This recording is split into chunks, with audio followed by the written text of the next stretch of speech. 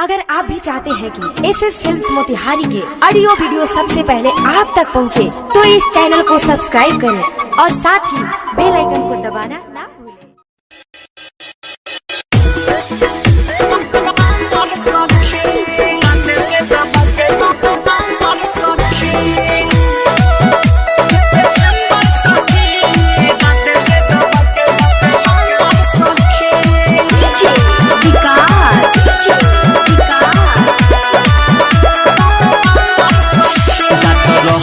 पढ़े मोतिहारी हमके देखिए के मारे पिहकारी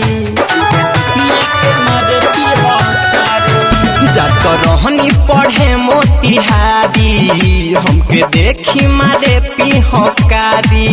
उ तो पहले हमार पीछा फोटो कई गो खींचा उ तो पहले हमार पीछा फोटो कई गो खींचा बस गईले दिल के अंदर सखी लेके आइल रहे उ गोलेम्बर सखी दाते से दबा के दिल नंबर सखी लेके आइल रहे उ गोलेम्बर सखी दाते से दबा के दिल नंबर सखी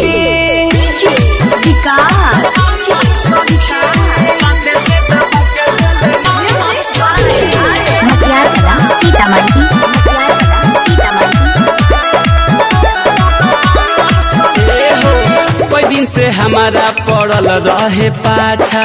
दिलवा के सखी बाबे बड़ी साचा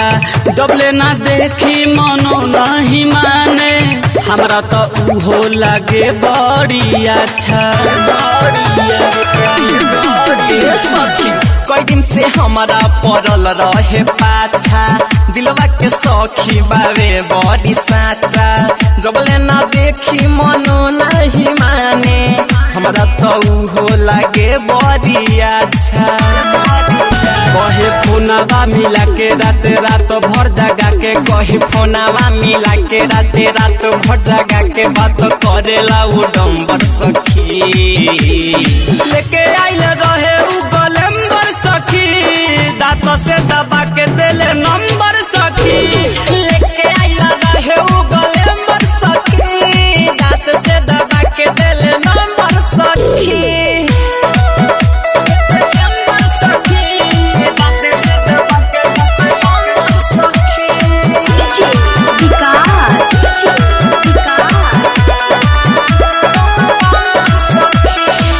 सखी रे प्यार के ठेकल है बाजाल हो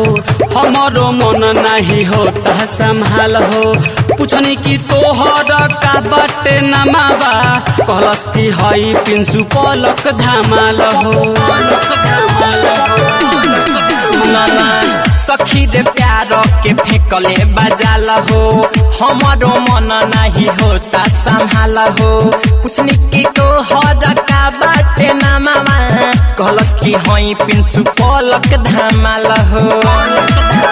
निकल लागे मुस्कान जाने आदित्य अंशुमान निकल लागे मुस्कान जाने मुकेश अंशुमान धरती लागे अभयम्बर सखी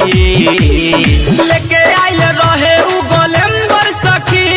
दाते से दबा के देले नंबर सखी लेके आइल रहे उ गोलेम्बर सखी दाते से दबा के देले नंबर सखी रहनी पढ़े मोतिहारी हमके देखिए के मारे पिहकारी जात रहनी पढ़े मोतिहारी हमके देखी मारे पिहकारी उ तो पहले हमार पीछा फोटो कई गो खींचा उ तो पहले हमार पीछा फोटो कई गो खींचा बस गईले दिल के अंदर सखी लेके आइल रहे उ गोलेम्बर सखी दाते से दबा के दिल नंबर